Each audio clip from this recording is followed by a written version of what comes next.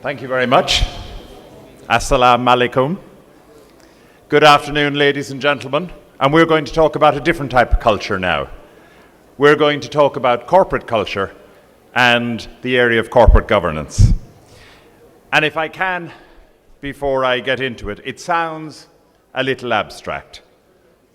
But I can assure you, corporate governance and corporate culture is not abstract, because it is about the moral compass that's set by you and by me.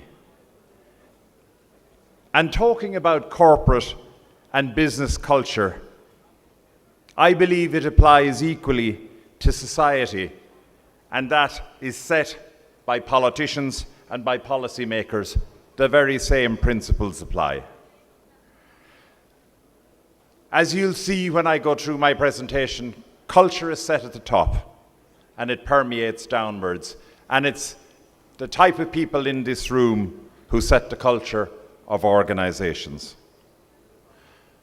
I'm the president of ACCA, and I'd like to outline to you this afternoon what I hope will be a very useful toolkit for you and for your organizations. And it is a corporate culture diagnostic toolkit. You can get it on our website. And you can do a self-diagnosis of how healthy the culture is in your organization.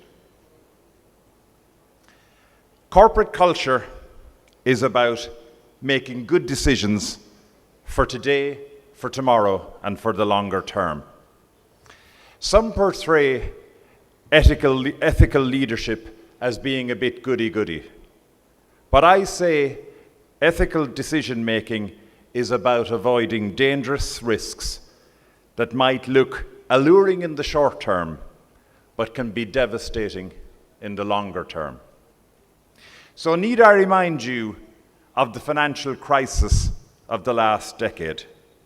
And to give you an example of the country where I come from, Ireland,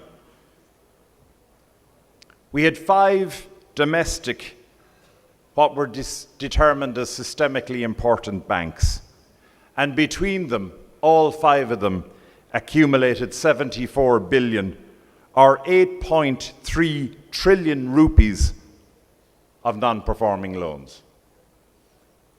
And that was the level of bad governance that led to such a catastrophic collapse in the banking system in my country. And as I travel as ACCA Global President around the world, I can see the same in so many other countries: Greece, Cyprus, Spain, Portugal, the United States, to mention but a few. And I can assure you that the fundamental premise underlying those catastrophic failures was bad governance and was bad corporate culture. Many people's life savings were eliminated by that banking collapse. General taxation in my country rose by 10% as a consequence. Banks were nationalized, and I can only say that the governance systems of those entities failed miserably. It led to the herd mentality of aggressive lending, concentration risk, and of course, a bonus culture.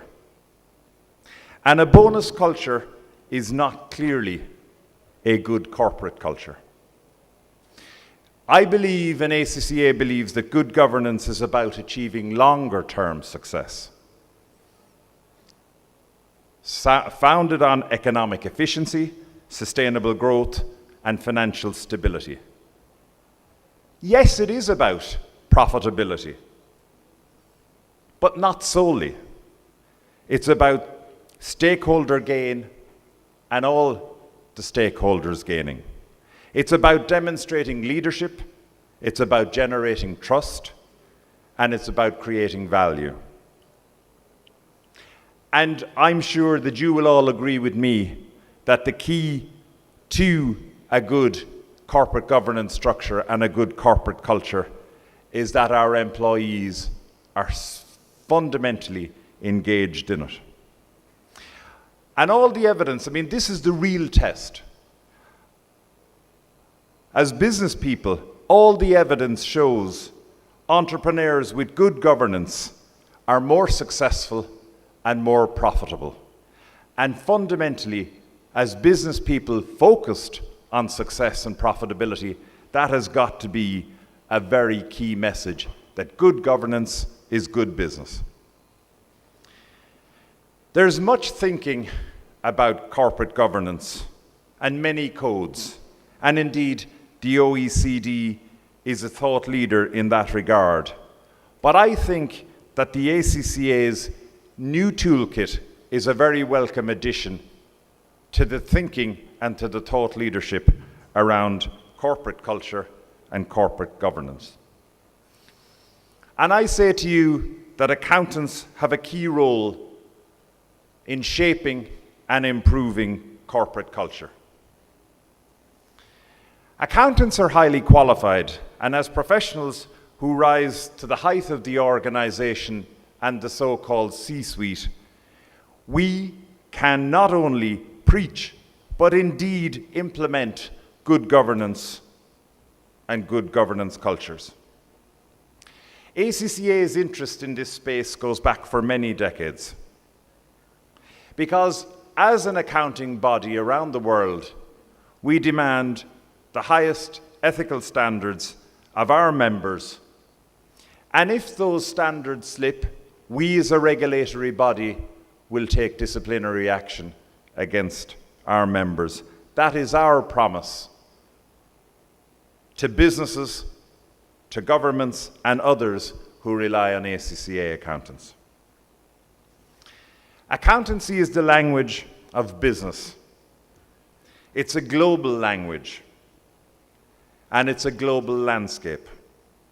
And I think the uniqueness of ACCA in that context is that we are spread over 180 countries. And our mission is to force ethics and good conduct, so is not to force it.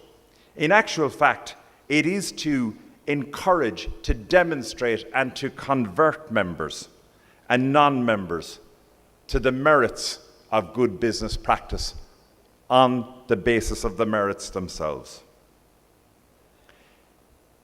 There aren't exact rules as to what good governance exactly looks like for every situation, and so as a consequence, we are all tasked with using our sound professional judgment to any of the circumstances might present in front of us. I believe, for all the accountants who are in this room, that we have a responsibility and an obligation to be a beacon of advocating good practice in corporate culture. And I believe that ACCA has led the way on corporate culture for many years, and we call it culture and challenging corporate behavior. There's plenty of evidence in recent times that corporate governance and culture has slipped. Whether it's Volkswagen in Germany, Olympus in Japan, the scandals surrounding FIFA, Toshiba, and many, many more, it clearly shows we've got to be ever vigilant, because when these corporate failures occur, they can be truly devastating for the stakeholders that are associated with those entities. And from the research around some of those entities, we believe that there is a clear line between corporate wrongdoing and weaknesses in the corporate culture of those entities. So, where to start? Well, to start, you do so at the top. It's very clear, if it isn't strong at the top, it won't permeate down through an organization. From the board and the senior management, it is important that they set the tone. And the tone can be both formal and informal, but it's got to be around good business practice. And as a result of that research that we have undertaken, we have developed this toolkit. Culture is made up of the things we can and can't see. So we can see, for instance, training is important, policies is important, appraisals, pay structures, but also things that mightn't be readily visible to us are important.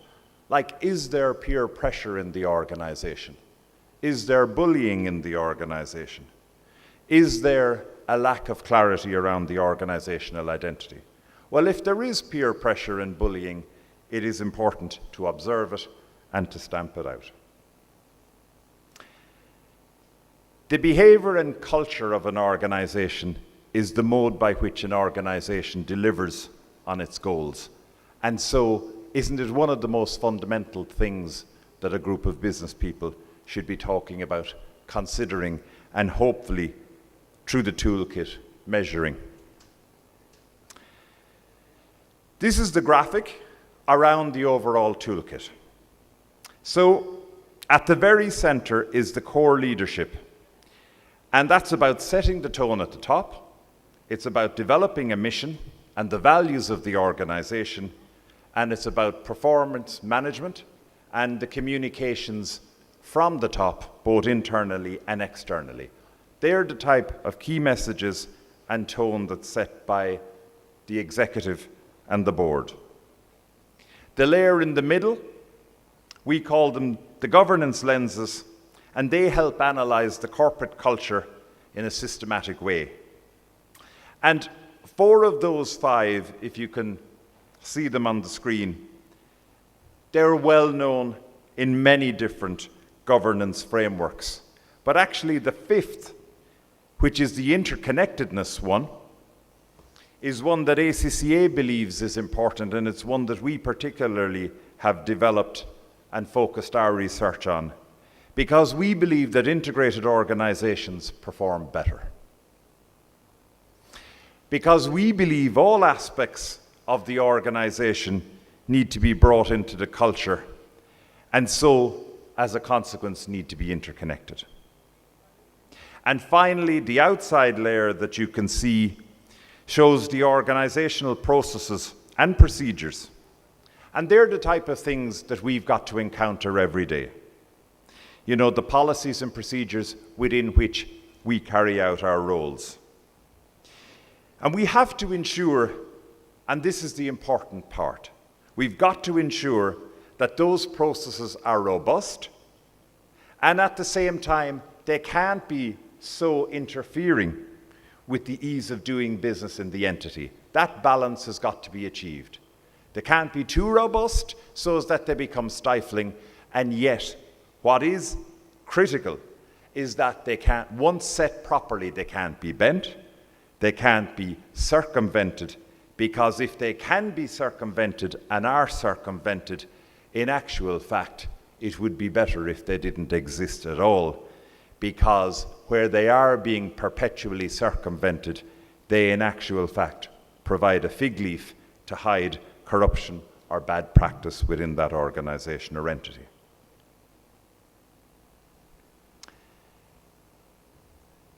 People make decisions and people construct the culture. And we believe as a consequence, HR practice is a key in defining an organizational's culture, because it is all about people. And so the things we say that are important around that are training, making sure that there's good training, making sure that the reward structures are appropriate around the human resource, and making sure that the hierarchy is appropriate and that there's appropriate delegation within it. You will not have an enlightened corporate culture if you don't have strong human resource practices. I want to talk a little bit about risk-taking and transparency. And it's more important in public interest entities particularly.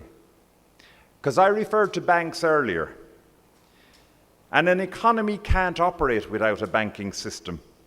And so, of course, if they are in trouble, they become what's known as too big to fail. And so they can't be allowed to foolishly set aside the risk and to set the risk appetite themselves. And in some countries, this has led to a segregation of investment banking from retail and deposit holding. Unfortunately, less than a decade after the horrific collapse of banks starting in the US and moving to other economies, some governments are rolling back on these protections and controls. And I think as a global body and as business people, we have called it out, and we will continue to call it out, that the relaxing of regulations to that extent may not be in the public interest. Organizations need to hold people to account. And that's, I think, something that will resonate with you.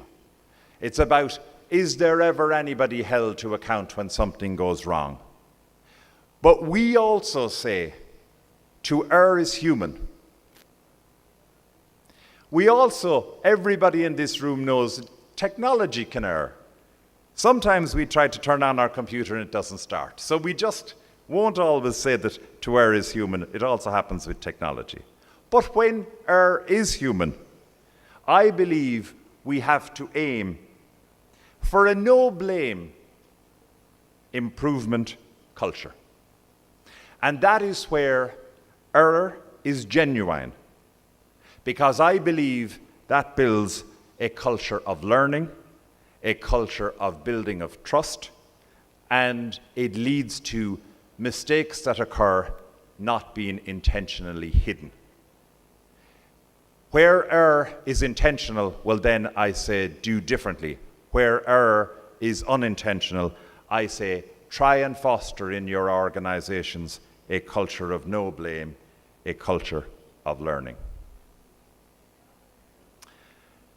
On sustainability, when enterprises think of sustainability, I would ask that you think about the timelines that you set yourselves around your strategy and your goals. You won't achieve your goals tomorrow or next month, so you shouldn't decision make in the short term. Enterprises need to be more conscious than ever on sustainability around them in the external environment. And I believe the accountancy profession will lead accounting for natural and social capital in the years to come.